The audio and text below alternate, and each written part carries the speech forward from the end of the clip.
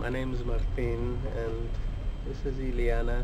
Uh, we're both members of the Family Student Housing community. Okay.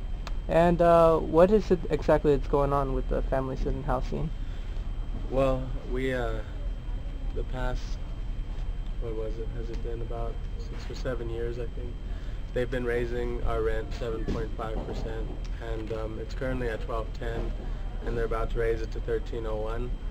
And 1301 in the Santa Cruz area is pretty good. However, with the kind of students who are there, namely, for someone like myself who's a graduate student, we get a very specific amount of money from TAing, and the proportion by which the rent has increased compared to that, which, how the TA ships have increased, the amount we receive, it's disproportionate, and it's really smothering us. And that, alongside with the cuts we're looking at in healthcare and tuition and who knows what else to come, it's really smothering us, and it's making it very untenable to be a father and to be a student.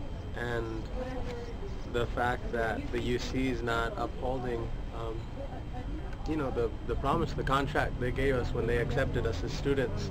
I wrote that I was a father and that I was trying to get my education primarily, to serve underrepresented communities. Someday I probably will teach a community college, and I really think what I'm doing is going to be a service to the community. The university is making it so that basically that there's not a space here for me or my family.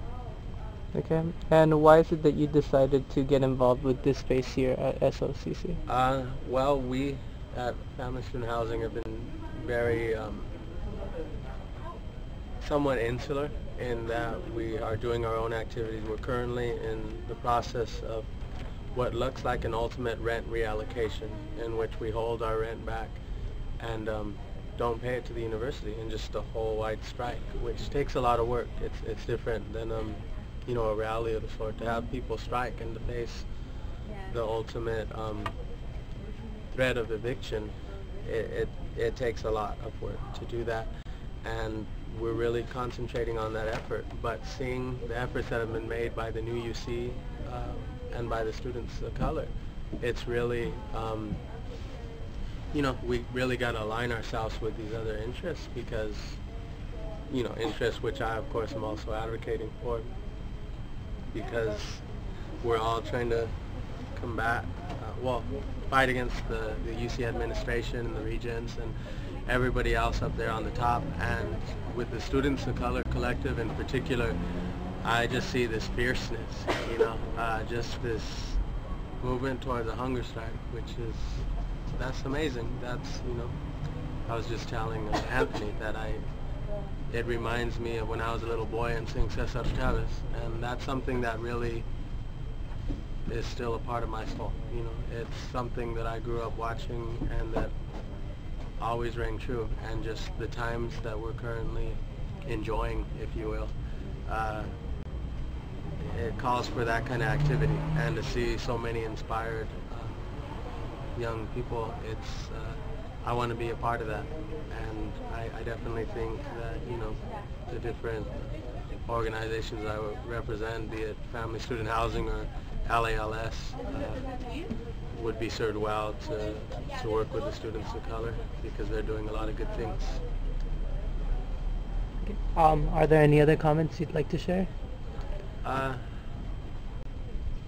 I guess the main thing is just I really looking forward to seeing where this hunger strike goes, and towards the organizing that takes place this summer, because this summer we're going to have the chance to prepare for the fall, and we're going to have a whole batch of new freshmen, a whole bunch of new folks in dorms, and the cuts are going to keep coming. They're not going to stop.